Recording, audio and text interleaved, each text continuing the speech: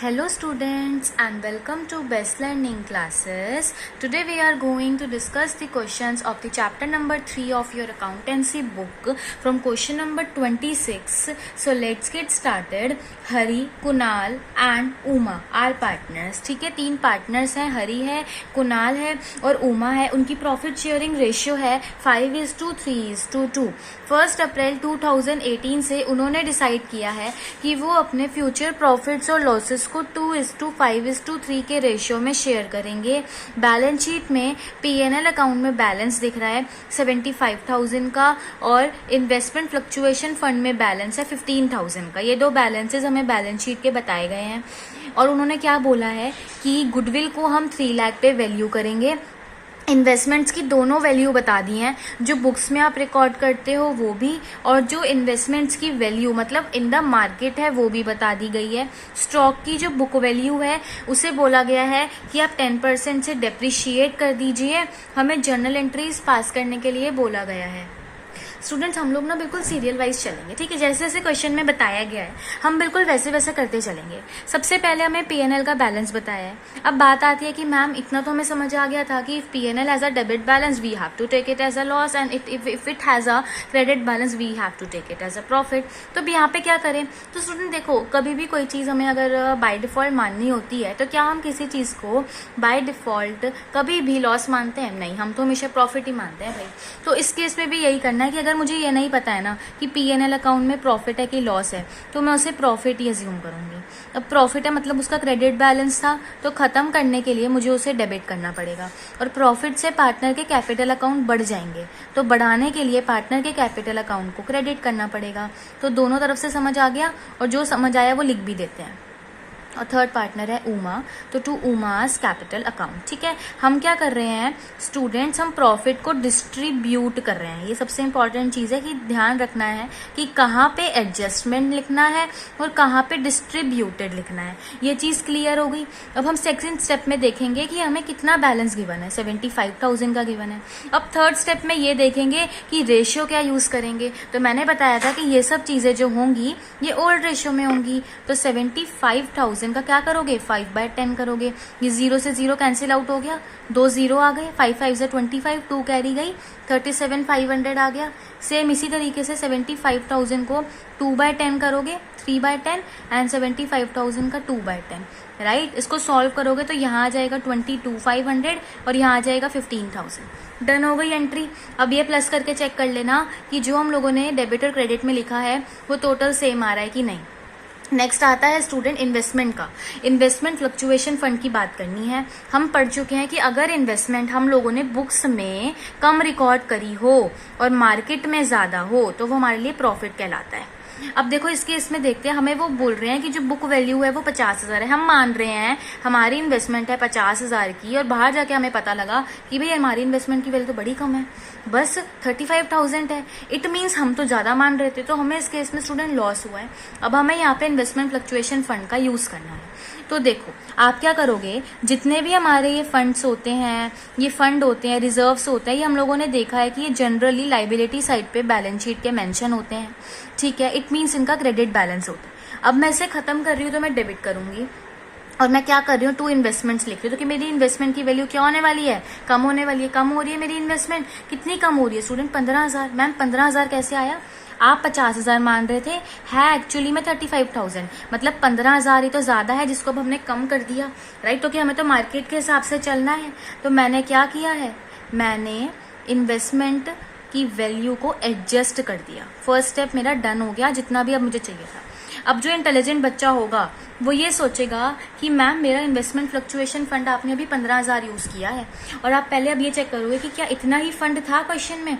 तो फटाफट से चेक करते हैं. तो बिल्कुल सही बात है कि हमने 15,000 ही हमें बैलेंस भी गिवन था. तो अगर 15,000 का 15,000 टोटली यूज़ हो गया तो पार्टनर्स में डिस्ट्रीब्यूट करने के लिए कुछ भी नहीं बचा. क्योंकि कईयों को ये डाउट भी आ जाता है कि मैम इस बार क्यों नहीं डाला पार्टनर्स में? इसलिए नहीं डाला तो कि बचा ही नहीं. बचा ही नहीं तो कहाँ से डालेंगे? राइट. अब देखो हमने दोनों चीज़ें कर ली। अब हम चलेंगे जो हमें 1 2 3 पॉइंट्स गिवन है उनकी तरफ, जिसमें से 2 पॉइंट का हमने यूज़ कर लिया। अब बचे हैं फर्स्ट और थर्ड पॉइंट, जिसमें बोला है गुडविल को 3 लाख पे वैल्यू किया गया है। अब अगर ये समझ ना आए कि हमें क्या करना है, कौन सा रेशियो यूज़ करना है, तो ये चीज़ देखो कि क्या क्वेश्चन में बोला है कि गुडविल को रेस करना है, नो। क्या क्वेश्चन में बोला है कि गुडविल को रिटर्न ऑफ करना है, नो।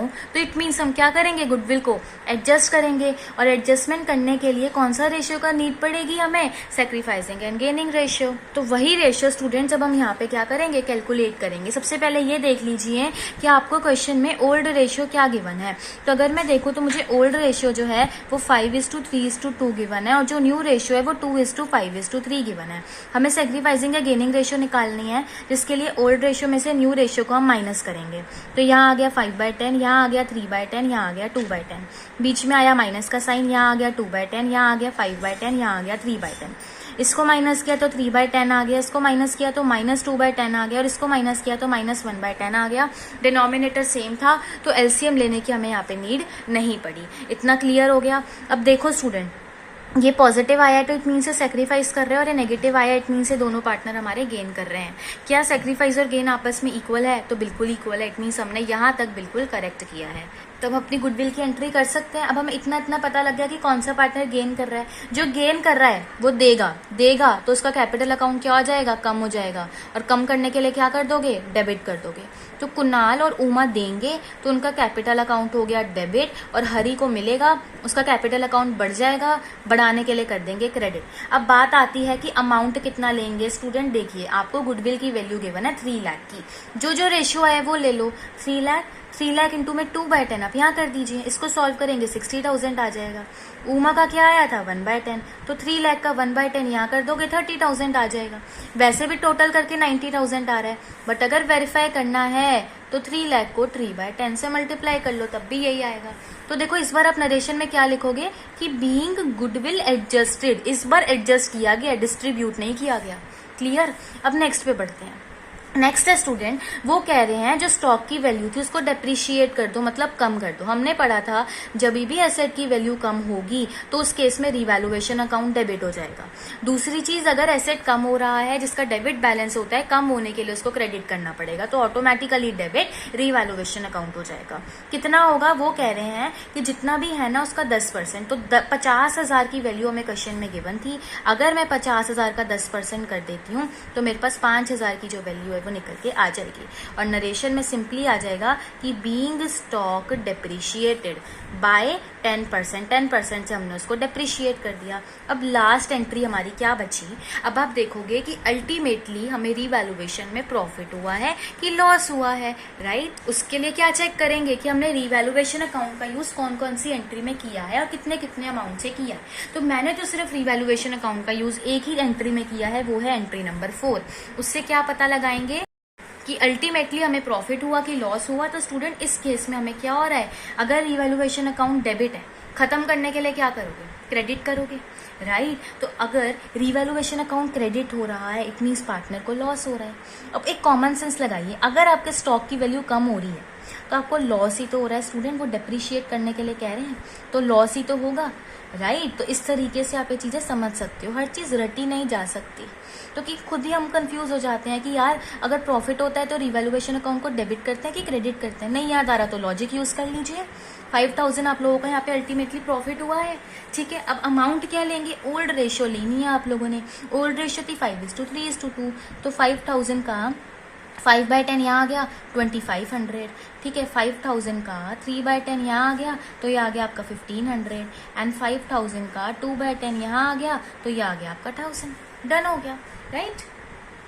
अब क्वेश्चन 27 देखिए स्टूडेंट्स, देखिए क्वेश्चन नंबर 27 में बोला है कि ए, बी और सी जो है वो पार्टनर्स है, वो प्रॉफिट और लॉसेस 2:2:1 के रेशियो में शेयर कर रहे हैं। उन्होंने डिसाइड किया है कि 1 अप्रैल 2023 से हम अपने प्रॉफिट्स और लॉसेस को 5:3:2 के रेशियो में शेयर करना स्टार्ट करेंगे। उन्होंने डिसाइड किया है कि जो हमारे बुक्स ऑफ अकाउंट में जो भी एसेट्स और लाइबिलिटीज की वैल्यू है उसे हम चेंज नहीं करेंगे। हम क्या करेंगे कि डेट ऑफ चेंज पे सिर्फ एक एडजस्टमेंट एंट्री पास करेंगे, और ये क्वेश्चन ऐसा तो नहीं है कि हम पहली बार कर रहे हैं, राइट। अभी हम लोगों ने पीछे लास्ट वीडियो में हमने क्वेश्चन इसके जैसा सेम डिस्कस करा था, राइट। तो वही सेम चीज यहाँ होगी कि बुक वैल्यू चेंज नहीं करनी। तो समझ जाना स्टूडेंट, जब भी एडजस्टमेंट एंट्री बोली होगी ना, वहाँ पे सैक्रिफाइसिंग और गेनिंग रेशियो यूज होगा। जनरल रिजर्व को डिस्ट्रीब्यूट ना करना हो, या गुडविल को एडजस्ट करना हो, तो या फिर ये बुक वैल्यू की एडजस्टमेंट करनी हो, हर जगह सैक्रिफाइसिंग और गेनिंग रेशियो का यूज होगा। तो सबसे पहले हमारा स्टेप यही है कि हम सैक्रिफाइसिंग और गेनिंग रेशियो कैलकुलेट करें। तो उसके लिए पता होना चाहिए कि ओल्ड रेशियो क्या है, तो वो 2:2:1 है, और न्यू रेशियो क्या है, वो 5:3:2 है। अब ओल्ड माइनस न्यू करोगे तो सैक्रिफाइसिंग और गेनिंग रेशियो निकल जाएगी। यहाँ आ गया 2/5, यहाँ आ गया 2/5, यहाँ आ गया 1/5, बीच में आया माइनस का साइन, यह आ गया 5/10, यह आ गया 3/10, यह आ गया 2/10। अगर एक बड़ा और एक छोटा नंबर हो तो चेक कर लो कि क्या बड़ा नंबर छोटे नंबर के टेबल में आता है, तो वही एलसीएम होगा, राइट स्टूडेंट्स। अब देखो सेम हमने यहाँ पे 10 लिखा और यहाँ पे कैसे लिखा, अगर एक बड़ा और एक छोटा नंबर होता है, ठीक है, एक छोटा एक बड़ा नंबर हो, तो आप यह चेक करोगे कि क्या बड़े वाला नंबर छोटे वाले नंबर के टेबल पे आता है, तो वही एलसीएम है। तो अब इसको हमें यहाँ पे 2 से मल्टीप्लाई करना पड़ेगा, राइट। तो ये हो गया 4-5, ये हो गया 4-3, और ये हो गया 2-2। यहाँ आ गया 0, यहाँ आ गया 1/10, और यहाँ आ गया -1/10। अगर ये नेगेटिव है तो ये गेन, और पॉजिटिव है तो सैक्रिफाइस। क्या गेनिंग और सैक्रिफाइसिंग आपस में इक्वल है? बिल्कुल इक्वल है, हमने इट मीन्स बिल्कुल करेक्ट किया है। ये वो स्टेप्स हैं जो कि अब बहुत ही ज्यादा अच्छे से समझ में आ चुके हैं। अब हमारा जो नेक्स्ट स्टेप बनता है वो ये बनता है कि अब हम लोग ये कैलकुलेट करें कि अल्टीमेटली नेट इफेक्ट क्या निकल के आया रिवैल्यूएशन का, ठीक है। तो वो किस तरीके से कैलकुलेट किया जाता है, देखो आप लोग क्या करोगे। उन्होंने हमें बोला है कि मशीनरी की जो बुक वैल्यू है वो है 2,50,000, कंप्यूटर की बुक वैल्यू है 2 लाख, सन्ट्री क्रेडिटर्स की वैल्यू है 90,000, और 15,000 जो वैल्यू है वो आउटस्टैंडिंग एक्सपेंसेस की है। ये सब कहाँ से आए, ये हमें गिवन है स्टूडेंट, ठीक है। सिर्फ ये हम खुद निकालेंगे, दोनों चीजें हमें गिवन है। रिवाइज वैल्यू भी इसकी 3 लाख गिवन है, ये इसकी 1,75,000 गिवन है, इसकी 75,000 गिवन है, और इसकी 25,000 गिवन है। अब एक चीज बताओ, आपकी बुक वैल्यू जो थी वो 2,50,000 है, और जो आप लोगों की रिवाइज्ड वैल्यू है वो 3 लाख है। तो इस केस में स्टूडेंट आपको फायदा हो रहा है 50,000 का। ऑब्वियसली बात है, मशीनरी की वैल्यू बढ़ेगी तो फायदा होगा, तो पॉजिटिव लिखा। अब देखिए 2 लाख कंप्यूटर की थी, अब रिवाइज में कम हो गई है, तो ये लॉस हुआ है, तो ये नेगेटिव लिखोगे 25,000। सेम इस तरीके से क्रेडिटर पहले ज्यादा थे अब कम हो गए तो प्रॉफिट हुआ है, तो 15,000। और आउटस्टैंडिंग एक्सपेंसेस पहले 15,000 थे अब ज्यादा हो गए, तो ये हमें लॉस हो गया। समझो, राइट। देखो एसेट बढ़ेगा तो प्रॉफिट होगा, एसेट कम होगा तो लॉस होगा। उसका उल्टा लाइबिलिटीज में होता है, लाइबिलिटीज बढ़ेंगी तो लॉस होगा, लाइबिलिटीज कम होंगी तो प्रॉफिट होगा। और ये चीज लॉजिकल है, इसमें समझने वाला कुछ नहीं है, क्लियर। तो अब हम लोग क्या करेंगे स्टूडेंट, ये हम लोगों का अल्टीमेटली जो है निकल के आया। अब आप इससे नेट चेंज का पता लगाओगे कि अल्टीमेटली हमें प्रॉफिट हुआ कि लॉस। वो कैसे पता लगेगा, 50,000 plus 15,000 minus 25,000 minus 10,000, profit plus loss minus. तो अल्टीमेटली आप लोगों को 30,000 का यहाँ पे प्रॉफिट देखने को मिलेगा। अब वो प्रॉफिट आया है तो वो गेनिंग और सैक्रिफाइसिंग पार्टनर में आपस में डिस्ट्रीब्यूट हो जाएगा। जो ना ही गेन कर रहा है ना ही सैक्रिफाइस कर रहा है उसको साइड कर दो, मतलब सी को साइड कर दो, राइट। अब देखो ए जो है वो गेन कर रहा है तो वो देगा, तो उसका कैपिटल अकाउंट क्या हो जाएगा, डेबिट हो जाएगा। और बी सैक्रिफाइस कर रहा है तो उसे मिलेगा, तो उसका कैपिटल अकाउंट क्या हो जाएगा, क्रेडिट हो जाएगा। मैम अमाउंट कैसे निकालेंगे, क्या डायरेक्टली 30,000 लिखेंगे, नहीं, 30,000 का 1/10 करेंगे आप, तो 3,000 का अमाउंट यहाँ आ जाएगा और 3,000 का अमाउंट यहाँ आ जाएगा। तो हम बहुत ही सिंपली अपनी नरेशन लिखेंगे कि हमने क्या किया है, जो रिवैल्यूएशन का प्रॉफिट था उसे एडजस्ट किया। ध्यान रखना एडजस्टमेंट की गई है, राइट, डिस्ट्रीब्यूट नहीं किया है। अब देखिए स्टूडेंट क्वेश्चन नंबर 28। देखिए क्वेश्चन नंबर 28 में बोला है कि अजीत, विनीत एंड सुजीत पार्टनर्स हैं, ठीक है। उनकी प्रॉफिट्स और लॉसेस की जो रेशियो है वो है 5:3:2। उन्होंने डिसाइड किया है कि अब वो 1 अप्रैल 2023 से अपने प्रॉफिट्स और लॉसेस को 2:5:3 के रेशियो में शेयर करेंगे। एक लैंड है जिसकी बुक वैल्यू 1 लाख की थी, वो हमें ना अंडर वैल्यूड मिला। देखो इसका मतलब ये होता है, अब देखिए स्टूडेंट ये अंडर वैल्यूड का मतलब ये होता है, जैसे कोई चीज़ थी ना वो 10 रुपए की थी पर मैंने उसे अपने पास 8 रुपए का लिखा हुआ था, तो मैंने उसे अंडर वैल्यू किया हुआ था। अब कोई चीज़ जो थी वो अल्टीमेटली थी 8 रुपए की बट मैंने लिखा 10 रुपए का उसे हुआ था, तो मैंने ओवर वैल्यू किया हुआ था। ये चीज़ें हो जाती है क्योंकि कई बार हम लोगों से गलती हो जाती है। तो सेम इसी तरीके से यहाँ पे 2 गलतियों की बात हुई है कि लैंड जो है वो हमें अंडर वैल्यूड मिला और जो स्टॉक है वो हमें ओवर वैल्यू मिला। लैंड अंडर वैल्यू मिला है मतलब हमने उसे कम लिखा हुआ है तो हम उसे बढ़ा देंगे। सिंपल सी बात है ना, कोई चीज़ कम है तो उसको बढ़ा देंगे, और स्टॉक ओवर वैल्यू है, ज़्यादा है तो उसे कम कर देंगे। और दोनों की ये वैल्यूज़ कहाँ से आई, क्वेश्चन में गिवन थी। अल्टीमेटली स्टूडेंट ने 50,000 हुआ, ये लॉस हुआ, क्योंकि देखो जो हमारा प्रॉफिट हुआ उससे लॉस ज़्यादा हो गया, तो अल्टीमेटली हमें क्या निकला, लॉस निकला। इतना तो हम लोगों ने कर लिया। वो हमें अल्टीमेटली ये कह रहे हैं कि आपका जितना भी अमाउंट आ जाए ना, उससे बुक वैल्यूज़ को बिना डिस्टर्ब किए आप हमें एडजस्टिंग एंट्री करके दिखाओ। तो एडजस्टिंग एंट्री का नाम सुनते ही समझ आ गया कि कौन सी रेशो यूज़ करनी है, सैक्रिफाइसिंग और गेनिंग रेशियो। क्लियर है। तो अब सबसे पहले हम वही निकालेंगे। तो ओल्ड रेशियो में गिवन थी 5:3:2 और न्यू रेशियो होगी 2:5:3। तो हम यहाँ पे क्या करेंगे, ओल्ड में से न्यू माइनस करेंगे। तो ओल्ड है 5/10, इसकी है 3/10, माइनस में आ जाएगी new ratio 2/10 and student 5/10। Denominator same है तो एलसीएम डायरेक्टली वही हो जाएगा। तो यहाँ पे आ गया 3/10 और यहाँ आ गया -2/10। तो देखो अगर ये पॉजिटिव आ रहा है तो सेक्रीफाइस और नेगेटिव आ रहा है तो गेन। अब सेम इसी तरीके से आप सुजीत का भी कैलकुलेट करेंगे, तो हम इसका भी ओल्ड माइनस में न्यू रेशियो करेंगे, तो आंसर नेगेटिव आ रहा है, इट मीन्स ये भी गेन कर रहा है। ये क्लियर हो गया। हम लोगों ने गेनिंग और सेक्रीफाइसिंग रेशियो निकाल ली। अब हर एक पार्टनर का कितना जो शेयर है लॉस में, तो कि इस बार तो लॉस हुआ है तो वो भी आपको कैलकुलेट करना पड़ेगा। तो देखिए अल्टीमेटली हमें क्या हुआ है, 50,000 का लॉस हुआ है। उसी को तो पार्टनर्स आपस में डिस्ट्रीब्यूट करेंगे। तो इसका आया है 1/10, इसका आया है 2/10, इसका आया है 3/10। तो ये आ जाएगा 15,000, ये आ जाएगा 10,000 और ये आ जाएगा 5,000। क्लियर है स्टूडेंट्स। ये इसका अकाउंट क्या हो जाएगा, डेबिट, इन दोनों का अकाउंट क्या हो जाएगा, क्रेडिट हो जाएगा। क्लियर है। तो वही अब आप यहाँ पे करेंगे। देखिए Ajit capital account debit to, देखिए इसके बाद हमें जो नेक्स्ट नाम गिवन है वो है Vijit capital account and third जो हमें नेम गिवन है वो है सुजीत। तो टू सुजीत कैपिटल अकाउंट। तो अमाउंट जो है वो आप निकाल चुके हो, 15,000, 10,000 और 5,000।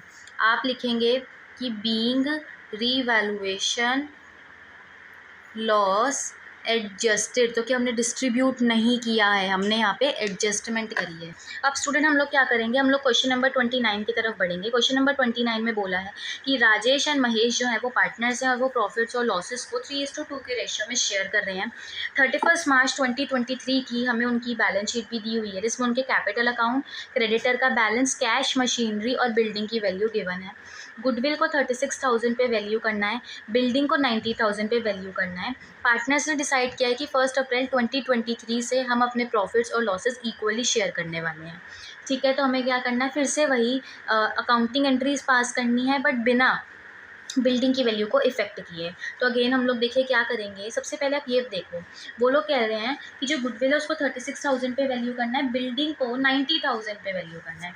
बिल्डिंग अभी कितने की है, 72,000 की, वो 90,000 पे वैल्यू करने के लिए कह रहे हैं।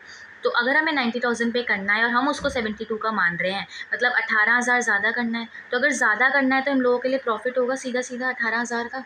तो वो हम लोगों ने लिख दिया कितना, तो हमें क्या हो गया भैया, यहाँ प्रॉफिट हो गया बिल्डिंग से।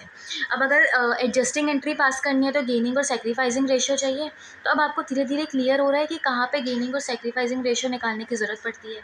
तो ओल्ड रेशियो था 3:2, अब वो डिसाइड कर रहे हैं कि न्यू रेशियो वो लोग इक्वल रखने वाले हैं। तो ये आ गया 3/5, ये आ गया 2/5, माइनस में आ गया 1/2, 1/2। एक इवन एक ऑड नंबर मल्टीप्लाई करके आ जाएगा एलसीएम। यहाँ पे 2 से मल्टीप्लाई करना पड़ेगा और यहाँ पे 5 से मल्टीप्लाई करना पड़ेगा। ये आ गया 6 - 5, ये आ गया 4 - 5, ये बन गया 1/10 और ये बन गया -1/10। तो ये सेक्रीफाइस और ये गेन, राइट। क्या गेन और सेक्रीफाइस आपस में इक्वल है, तो बिल्कुल इक्वल है।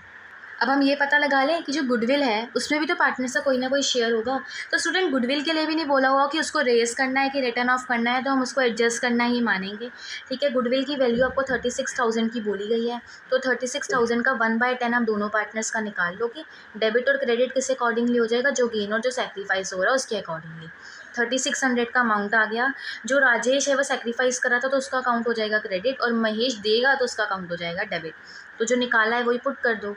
तो Mahesh capital account debit to Rajesh capital account, भाई वो महेश गेन कर रहा है तो उसे देना पड़ेगा, राइट। तो 3600 यहाँ पे आ गया। और आप खुद बताइए कि आप क्या इसमें नरेशन लिखेंगे कि हमने क्या किया है, गुडविल को एडजस्ट किया है। क्लियर हो गई ये चीज़।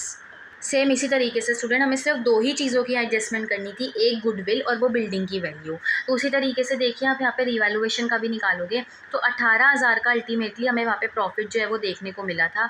1/10 सेम उसी तरीके से हम इसको डिस्ट्रीब्यूट करेंगे, ठीक है। तो ये आप लोगों का यहाँ पे आ गया। राजेश जो है वो सेक्रीफाइस करा था तो क्रेडिट, और महेश गेन करा था तो उसका अकाउंट डेबिट, ठीक है। तो एडजस्टिंग एंट्री रिवैल्यूएशन प्रॉफिट के लिए हो गई, Mahesh capital account debit to Rajesh capital account, right.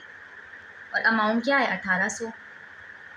तो हमने क्या किया यहाँ पे, रीवैल्यूएशन का जो प्रॉफिट था उसे एडजस्ट कर दिया पार्टनर्स में, राइट। डिस्ट्रीब्यूट नहीं किया, बुक वैल्यू को डिस्टर्ब नहीं किया, सिंपली हम लोगों ने इसको क्या करा, एडजस्ट कर दिया, राइट।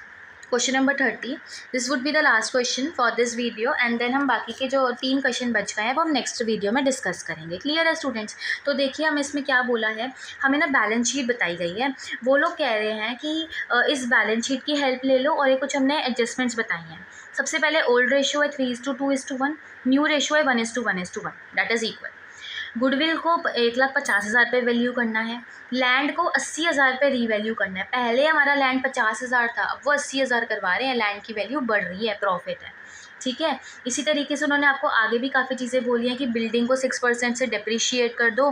क्रेडिटर्स जो हैं 6,000 के, वो अब मांगने नहीं आने वाली हमसे पैसे, तो उसे ख़त्म कर दो। आपको 3 चीज़ें बनानी है, revaluation account, partners capital account और बैलेंस शीट। अगेन वही बात, गुडविल से रिलेटेड ये नहीं बोला कि गुडविल को रेज करना है कि रिटर्न ऑफ करना है, तो आप क्या करोगे, गुडविल की एडजस्टमेंट करोगे। ये चीज़ तो क्लियर है। अब देखो सबसे पहले चीज़ हम एक एक करके स्टार्ट करेंगे। लैंड को 80,000 पे रीवैल्यू करना है, ठीक है, तो हम लोग लिख देते हैं। अब देखो जब भी एसेट बढ़ना होगा तो इधर लिख देना, लाइबिलिटी कम होनी होगी तो इधर, एसेट कम होना होगा तो इधर, लाइबिलिटी बढ़नी होगी तो इधर, ठीक है। अब मेरे को क्या करना था, लैंड को बढ़ाना था। वो कह रहे हैं 80,000 पे वैल्यू कर दो, पहले से 50,000 था तो हमें कितने से बढ़ाना है, 30,000 से। सेम इसी तरीके से स्टूडेंट जो क्रेडिटर्स है ना, वो हमसे पैसा मांगने नहीं आने वाले, वो कह रहे हैं अब वो हमसे पैसा मांगने नहीं आएंगे तो उन्हें ख़त्म कर दो। तो लाइबिलिटी को कम करना है तो मैंने क्रेडिट कर दिया। फिर क्या हुआ, बिल्डिंग की वैल्यू को मुझे डेप्रिशिएट करने के लिए कहा गया था, तो एसेट कम हो रहा है तो मैंने इस साइड लिख दिया। अल्टीमेटली मेरे पास रिवैल्यूएशन का प्रॉफिट आ गया, ठीक है। तो प्रॉफिट किस तरीके से निकलता है, बैलेंसिंग फिगर के वे में आप रिवैल्यूएशन प्रॉफिट निकालोगे, जो कि ए, बी और सी में डिस्ट्रीब्यूट हो जाएगा। और स्टूडेंट जो ये डिस्ट्रीब्यूट होगा ना, देखो 33,000 की आपके पास यहाँ पे बैलेंसिंग फिगर आई, जो कि डेबिट साइड पे, इट मीन्स ये आपका प्रॉफिट हुआ। डिस्ट्रीब्यूट स्टूडेंट कौन से रेशियो में होगा, ओल्ड रेशियो में, ठीक है। तो 16,500 यहाँ आ गया, 11,000 यहाँ आ गया और 5,500 यहाँ आ गया। तो कि सबसे बड़ी बात हमें यही कन्फ्यूजन रह जाती है कि मैम इन ओल्ड रेशियो और इन न्यू रेशियो, तो old ratio. Clear. On time अपना अकाउंट जो है क्लोज कर सकते हो। 36,000 on this side and same 36,000 on this side. Clear. अब देखिए स्टूडेंट, गुडविल की एडजस्टमेंट करनी है तो कौन सा रेशियो चाहिए, सेक्रीफाइसिंग और गेनिंग रेशियो। तो पहले वही कैलकुलेट करेंगे। तो देखिए आपने पहले ओल्ड रेशियो लिख दिया, माइनस में आप लोग न्यू रेशियो लिख दोगे, दैट इज़ इक्वल।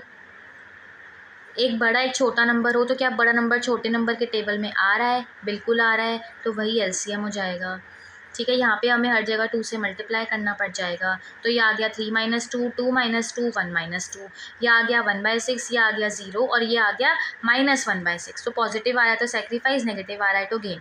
क्या सेक्रीफाइस और गेन आपस में इक्वल है, तो बिल्कुल इक्वल है। अब इसके बाद क्या करोगे, पार्टनर्स के कैपिटल अकाउंट बनाओगे, जो कि लाइबिलिटी अकाउंट होता है, इसलिए इसकी जो ओपनिंग फिगर होती है वो आपको क्रेडिट साइड पे देखने को मिलेगी। तो by balance brought down, ma'am ये कहाँ से आएगा, स्टूडेंट क्वेश्चन में आपको बैलेंस शीट में गिवन है 1,50,000 एंड 25,000। अब देखो स्टूडेंट, हमने क्या किया, हमने सबसे पहले रिवैल्यूएशन में प्रॉफिट निकाला है। रिवैल्यूएशन के प्रॉफिट से पार्टनर के कैपिटल अकाउंट बढ़ेंगे, बढ़ाने के लिए क्रेडिट में लिख रहे हो। अमाउंट कैसे आएगा, वहाँ पे ऑलरेडी निकाल चुके हैं, तो वो अमाउंट आप यहाँ पे मेंशन कर दोगे।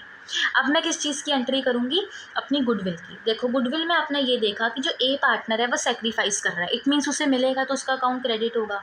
तो मुझे इतना पता है कि सी जो है वो ए को देगा, ठीक है, और ए को देने के लिए सी का कैपिटल अकाउंट कम होगा, राइट।